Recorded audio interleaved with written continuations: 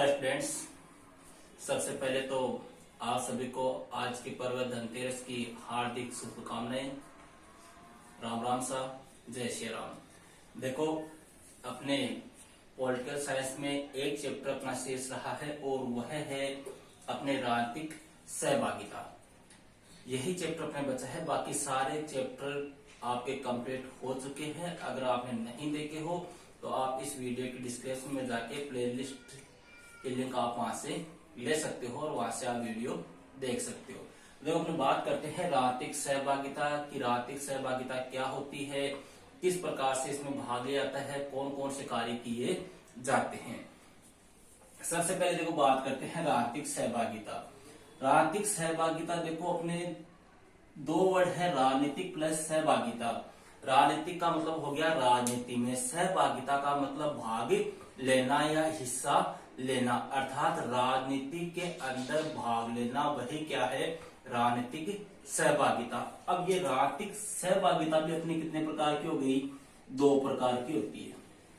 राजनीति में लोग भाग लेते हैं, कुछ लोग डायरेक्ट रूप से भाग लेते हैं, कुछ लोग इनडायरेक्ट रूप से भाग लेते हैं। अर्थात अपनी भाषा में कहे तो राजनीतिक सहभागिता जो है वो कितने प्रकार की हो सकती है, दो प्रकार की हो सकती है। एक तो प्रत्यक्ष और दूसरा क्या, अप्रत्यक्ष। प्रत्यक्ष राजनीतिक सहभागिता की अपने बाद में चर्चा करेंगे, एक बार इसको छोड़ते हैं। बात करते हैं अप्रत्यक्ष राजनीतिक सहभागिता की। देखो, अब अप्रत्यक्ष राजनीतिक सहभागिता का मतलब हो गया जिसमें जनता जो है वो डायरेक्ट भाग नहीं लेती, जनता द्वारा चुने हुए प्रतिनिधि भाग लेते हैं, वह क्या होती है, अप्रत्यक्ष। जैसे अपने भारत में अपने चुनाव होते हैं, चुनाव के समय जनता जो होती है वो क्या करती है, सांसद को चुनती है और सांसद मिलकर क्या बनाते हैं, सरकार बनाते हैं और इन सरकारों के द्वारा ही देश के लिए नियम या क्या कानून बनाए जाते हैं। यही तो सिस्टम है अपने भारत में। अपने भारत में जनता क्या करेगी, 543 दो तो राष्ट्रपति करता है, 543 सांसदों का चुनाव करेगी जनता। यहाँ पे जनता वोट डायरेक्ट देगी, इन सांसदों का चुनाव करेगी। ये सांसद जो है वो किसका निर्माण करेंगे, सरकार का निर्माण करेंगे और सरकार अपने देश के लिए नियम या कानून बनाएगी। यह तो हो गया अप्रत्यक्ष राजनीतिक सहभागिता। दूसरी आती है प्रत्यक्ष राजनीतिक सहभागिता। इसमें बिल्कुल इसका उल्टा कर दो। इसमें जनता सांसदों का चुनाव नहीं करती है, जनता खुद ही राजनीति में भाग लेती है, जनता खुद ही कानूनों का निर्माण करती है, कानून बनाती है, नियम लागू करती है। मतलब वहां पे क्या होता है, किसी भी कानून के लिए, किसी भी नियम को बनाने के लिए एक प्रकार से मत संग्रह करवाया जाता है, मतदान करवाया जाता है। जिस पक्ष में जनता ज्यादा होगी वही नियम या कानून लागू कर दिया जाता है। और ये प्रणाली जो है वो मुख्य रूप से छोटे देशों में लागू होती है। जैसे इस प्रत्यक्ष प्रजातंत्र की बात करें तो अपना जो स्विट्जरलैंड है, इस स्विट्जरलैंड को प्रत्यक्ष प्रजातंत्र का अपने घर कहा जाता है।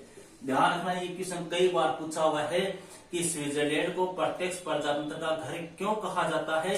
क्योंकि वहां पर जनता जो है वो राजनीतिक सहभागिता में स्वयं डायरेक्ट भाग लेती है, राजनीति में स्वयं भाग लेती है। और यहाँ पर एक सिस्टम और है, कानूनों के निर्माण में वे खुद भाग लेती है। यहाँ पर एक सिस्टम और है, अगर यहाँ पर जैसे मान लो किसी व्यक्ति का जनता ने चुनाव कर दिया, जनता तो भाग लेगी, लेकिन अगर किसी व्यक्ति को मान लो यहाँ पे चुन लिया गया, सांसद बना दिया या कुछ ही बना दिया, मान लो उसको चुनाव में जनता ने जिता दिया, अगर वह अपने वादों पर खरा नहीं उतरता है, अगर वह देश के हित में कार्य नहीं करता है, लोक हित में कार्य नहीं करता है, जनता की भलाई के लिए, जनता के कल्याण के लिए, देश के विकास के लिए कार्य नहीं करता है, तो यहाँ पर क्या होता है, एक प्रणाली होती है, इसे अपने बोलते हैं राइट टू रिकॉल, या जिसे अपने प्रत्यावर्तन भी कहते हैं, प्रत्यावर्तन या प्रत्याहरण भी कह सकते हैं इसको। कई किताबों में प्रत्यावर्तन लिखा आता है, कई किताबों में प्रत्याहरण लिखा आता है। प्रत्यावर्तन कह दो या प्रत्याहरण कह दो या कह दो राइट टू रिकॉल, अर्थात वापस बुलाना। तो यहाँ पर क्या होता है, जब किसी व्यक्ति को चुनाते हैं, मान लो कि सांसद को चुन लिया, वह सांसद अपने कर्तव्य का पालन नहीं कर रहा है, जनता के कल्याण के लिए कार्य नहीं कर रहा है, जनता के विकास के लिए कार्य नहीं कर रहा है, तो यहाँ की जनता जो है उसको वापस बुला लेती है। मतलब उसके कार्यकाल से पूर्व ही उसको वापस बुला लेती है, उसको पद से हटा दिया जाता है, उसके स्थान पे दूसरे व्यक्ति का चुनाव कर लिया जाता है। ये होता है प्रत्यक्ष। जबकि अपने यहाँ पर किसी को चुन दिया ना एक बार, तो वह 5 साल तक रहेगा, चाहे वह कल्याण करे या नहीं करे, जनता की भलाई करे या नहीं करे, कोई मतलब नहीं है। वह तभी हटेगा जब क्या हो जाएगी, मंत्रिपरिषद या लोकसभा क्या हो जाएगी, भंग हो जाएगी, तभी उस व्यक्ति को उसके पद से हटाया जाएगा। अन्यथा वह जो उसका कार्यकाल निश्चित है उस कार्यकाल तक कार्य करता है या पद पर रहता है। अब देखो यहाँ पे 2-3 क्वेश्चन बता दूंगा आपको। पहली बात तो ये कि प्रत्यक्ष प्रजातंत्र जो है इसका जनक किसको मानते हैं। प्रत्यक्ष प्रजातंत्र का जो जनक बनाता है वो है Rousseau. First question. Second question ये पूछा जाता है कि प्रत्यक्ष प्रजातंत्र का घर किस देश को कहा जाता है। स्विट्जरलैंड को। देखो स्विट्जरलैंड कैसा देश है, एक छोटा देश है, जनसंख्या काफी कम है, इसलिए वहां पर ये सिस्टम लागू हो सकता है। जिस देश की जनसंख्या जितनी अधिक होगी वहां पर प्रत्यक्ष आर्थिक सहभागिता असंभव है। अब भारत जो है, भारत अपने यहाँ पे 120-21 करोड़ के आसपास अपनी आबादी है, तो यहाँ पर इस प्रकार का सिस्टम लागू नहीं हो सकता। एक क्वेश्चन ये भी पूछते हैं कि स्विट्जरलैंड को प्रत्यक्ष प्रजातंत्र का घर क्यों कहा जाता है, तो ये इसलिए कहा जाता है चुनाव नियम बनाने में जनता भागीदार होती है, राइट टू रिकॉल का वहां पर सिस्टम होता है, इस कारण से इसको प्रत्यक्ष प्रजातंत्र का घर कहा जाता है। अब बात करते हैं अपने राजनीतिक सहभागिता की परिभाषा। तो परिभाषा इन दोनों वर्डों के आधार पर अपने दे सकते हैं। परिभाषा क्या दोगे अपनी, कि जनता के द्वारा राजनीतिक व्यवस्था में प्रत्यक्ष या अप्रत्यक्ष रूप से भाग लेना ही क्या है, राजनीतिक सहभागिता है। जनता चाहे डायरेक्ट रूप से भाग लो या इनडायरेक्ट रूप से भाग लो, अगर वह भाग ले रही है, हिस्सा ले रही है, तो उसे अपने क्या कहेंगे, राजनीतिक सहभागिता। अब एक क्वेश्चन आपको पूछाता है कि राजनीतिक सहभागिता का प्रारंभ किसने किया। तो राजनीतिक सहभागिता जो है वो किसकी देन है, व्यवहारवादियों की देन है। व्यवहारवादी कौन है, ये आपने 11वीं क्लास में पढ़ा होगा, भूल गए होंगे, थोड़ा सा बता दो आपको, बाकी आपने 11वीं पढ़ा हुआ है। देखो द्वितीय विश्व युद्ध हुआ था ना 1939 से 1945, तो 1945 के बाद में जो परंपरागत राजनीति विज्ञान थी, परंपरागत राजनीतिक विज्ञान या परंपरागत राजनीतिक जो सिद्धांत थे, उन परंपरागत राजनीतिक सिद्धांतों के खिलाफ जो आंदोलन हुआ था, उसी आंदोलन को नाम दिया गया था व्यवहारवाद। और इस व्यवहारवाद का जो जनक है वो किसको माना जाता है, डेविड ईस्टन को माना जाता है। और अगर पूछ ले कि व्यवहारवाद का जनक देश कौन सा है, तो अपने है अमेरिका। यह आपको ध्यान रखना है। क्लियर है इतनी बात। अब अपने आगे बात करते हैं, इसी का अपोजिट कर दो। देखो ये भी क्वेश्चन पूछा हुआ है कि राजनीतिक सहभागिता क्या होती है। राजनीतिक सहभागिता, राजनीतिक सहभागिता अपने हो गया। राजनीतिक सहभागिता का अर्थ हो गया, परिभाषा हो गई। सिंपल सी परिभाषा याद रख लेना कि जनता के द्वारा राजनीतिक व्यवस्था में प्रत्यक्ष या अप्रत्यक्ष रूप से भाग लेना, वही क्या होता है, राजनीतिक सहभागिता होता है। या दूसरे प्रकार की अगर परिभाषा देना चाहें तो अपने कह सकते हैं कि जो राजनीतिक व्यवस्था होती है, जो राजनीतिक व्यवस्था होती है, उस राजनीतिक व्यवस्था के जो विभिन्न स्तर होते हैं,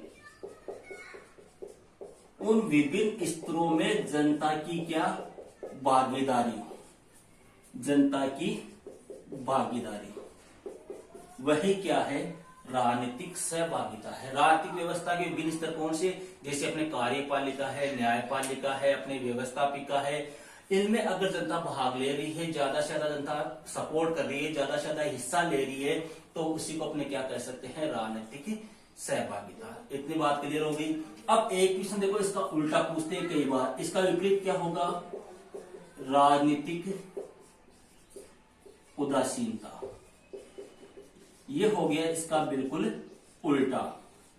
अब राजनीतिक उदासीनता क्या होती है, देखो राजनीतिक उदासीनता का मतलब है जब जनता के द्वारा या लोगों के द्वारा राजनीतिक व्यवस्था के नीति निर्माण में या राजनीतिक गतिविधियों में या चुनाव अभियानों में या किसी कार्रवाई में हिस्सा नहीं लिया जाता।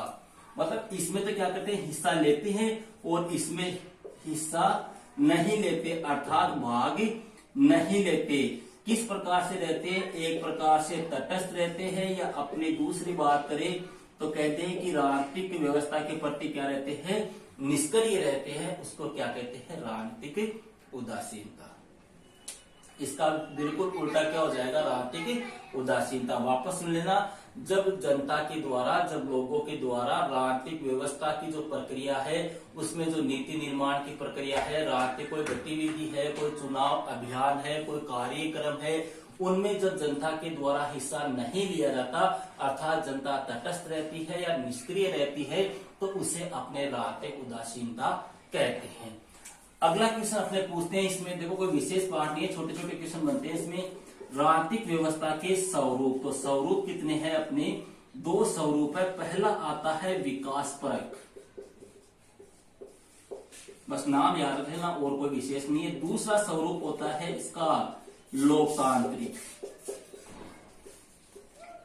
विकासपरक का मतलब जिसमें धीरे धीरे राजनीतिक सहभागिता बढ़ती है, धीरे धीरे आर्थिक सहभागिता का प्रारंभ होता है। लोकतांत्रिक अपने जैसे भारत में है, वहां पे किसी प्रक्रिया लोकतांत्रिक ही है। अपने 1947 में अपने भारत आजाद हुआ और 1950 में अपने देश का संविधान बन गया और लोकतंत्र की स्थापना हो गई, तो वह कैसा हो गया? लोकतांत्रिक। लेकिन इनकी डिटेल कभी नहीं पूछते। छोटा क्वेश्चन 1 नंबर का पूछ सकते हैं कि राजनीतिक सहभागिता के स्वरूप कितने होते हैं? 2 होते हैं, विकासपरक और लोकतांत्रिक।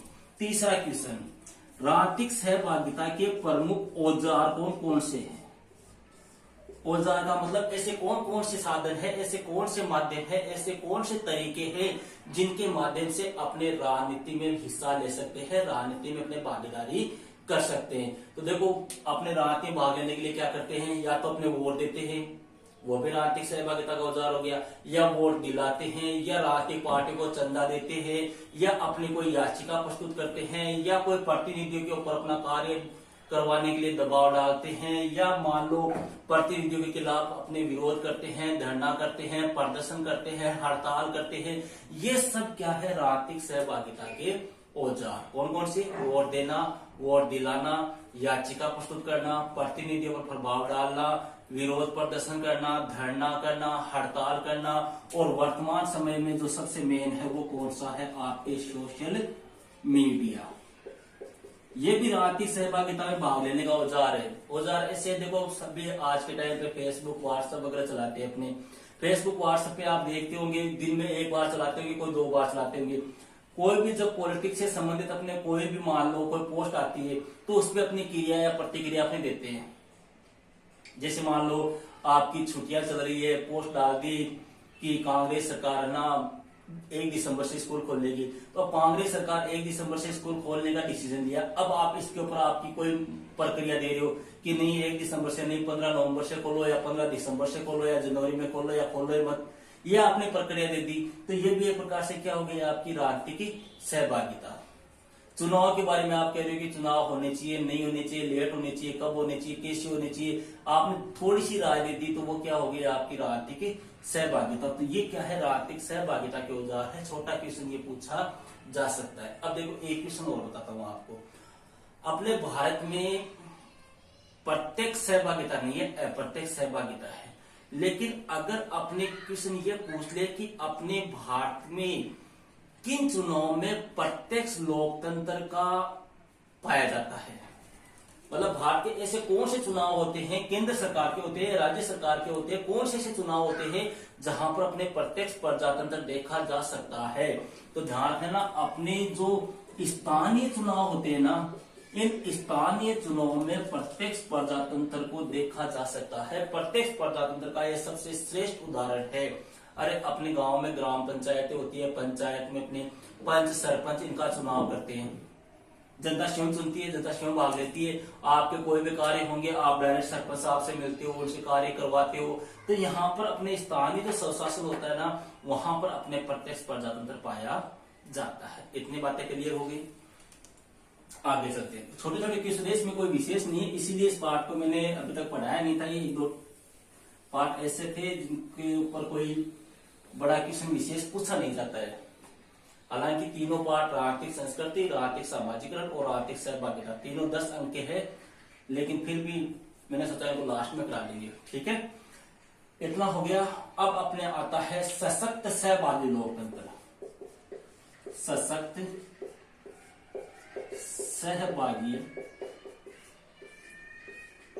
लोकतंत्र। देखो इसमें जो पहला क्वेश्चन आता है वो तो ये है कि सशक्त सहभागी लोकतंत्र का प्रमुख समर्थक या प्रमुख विचारक कौन है? तो बेंजामिन बार्बर। ध्यान रखना इसका नाम, बेंजामिन बार्बर जो है वो सशक्त सहभागी लोकतंत्र का सबसे ज्यादा समर्थन करने वाला विचारक है। सशक्त सहभागी लोकतंत्र, सशक्त का मतलब हो गया मजबूत, सहभागी मतलब जिसमें जनता क्या लेती है, भाग लेती है। लोकतंत्र आप जानते हो डेमोक्रेसी, डेमोस प्लस क्रेटिया वाला आपको पता ही होगा। तो इसने कहा कि बेंजामिन बार्बर जो है इसने एक प्रकार से सशक्त तथा मजबूत लोकतंत्र जो है इसकी आवश्यकता पर बल दिया। इसने ये कहा कि जो लोकतंत्र है वो कैसा होना चाहिए, मजबूत होना चाहिए, मजबूत लोकतंत्र। बेंजामिन बार्बर ने मजबूत लोकतंत्र की आवश्यकता पर बल देते हुए कहा कि लोकतंत्र ऐसा होना चाहिए जिसमें जनता जो है ना वो डायरेक्ट अपना कार्य करवा सके, मतलब जनता अपना कार्य जो है वो सीधे रूप से करवा सके, जनता सीधा जाकर अपने प्रतिनिधि से मिल सके, जनता सीधी जाकर अपनी बात अपने प्रतिनिधि को कह सके, वह होता है सशक्त सहभागी लोकतंत्र। इसने कहा कि सशक्त सहभागी लोकतंत्र में मध्यस्थ या अपने जिनको दलाल या अपने कहते हैं बिचौलिया, ये नहीं होने चाहिए। अगर ये होंगे तो वह लोकतंत्र कैसा नहीं होगा, सशक्त सहभागी लोकतंत्र नहीं होगा। अर्थात जिसमें जनता जो है वो बिना किसी मध्यस्थ के सीधे स्वशासन में भाग ले, वह क्या कहलाता है, सशक्त सहभागी लोकतंत्र। जिसमें कोई बिचौलिया, कोई दलाल, कोई मध्यस्थ नहीं होना चाहिए, जनता अपनी बात डायरेक्ट रूप से प्रेजेंट करे, वह क्या होगा, सशक्त सहभागी लोकतंत्र। समर्थक का नाम पूछ ले, प्रमुख विचारक का नाम पूछ ले तो बेंजामिन बार्बर। क्लियर है इतनी बात? आगे चलते हैं।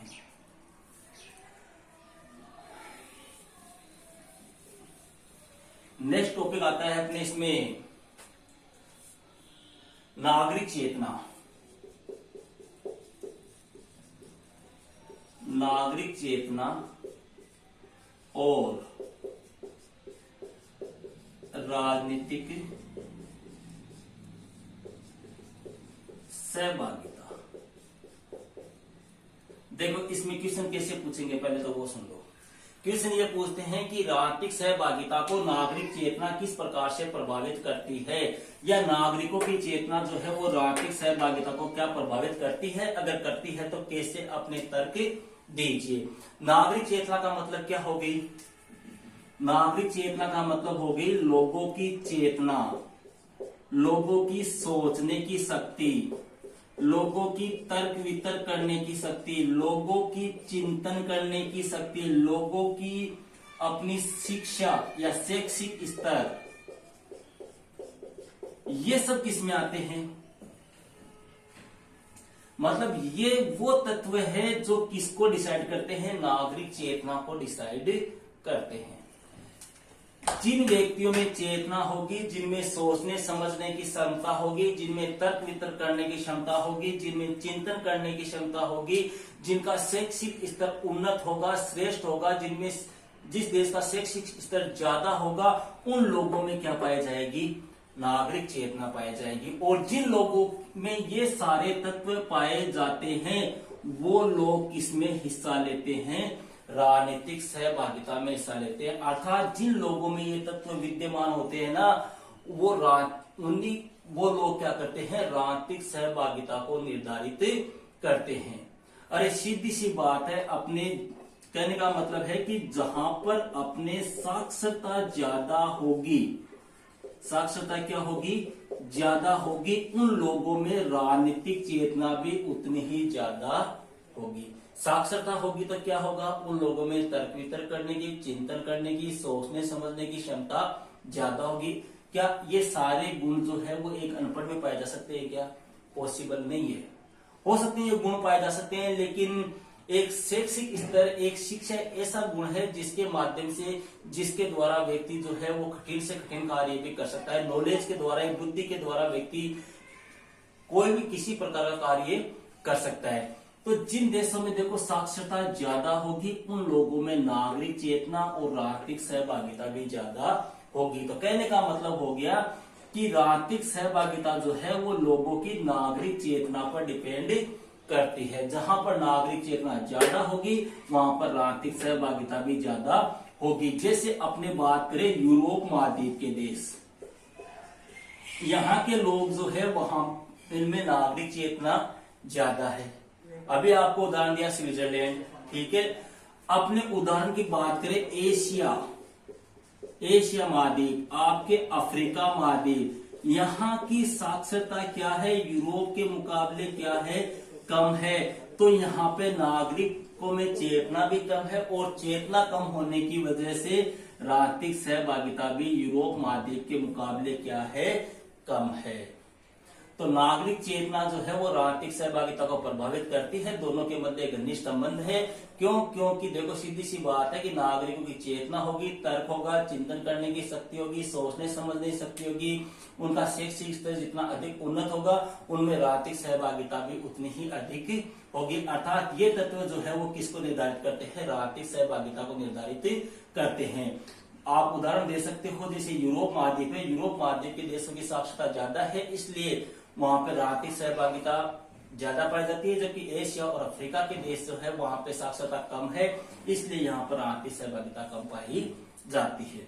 ठीक है, तो आज के लिए इतना ही। अपने नेक्स्ट वीडियो में अपने पार्ट 2 देखेंगे। Okay, that's all.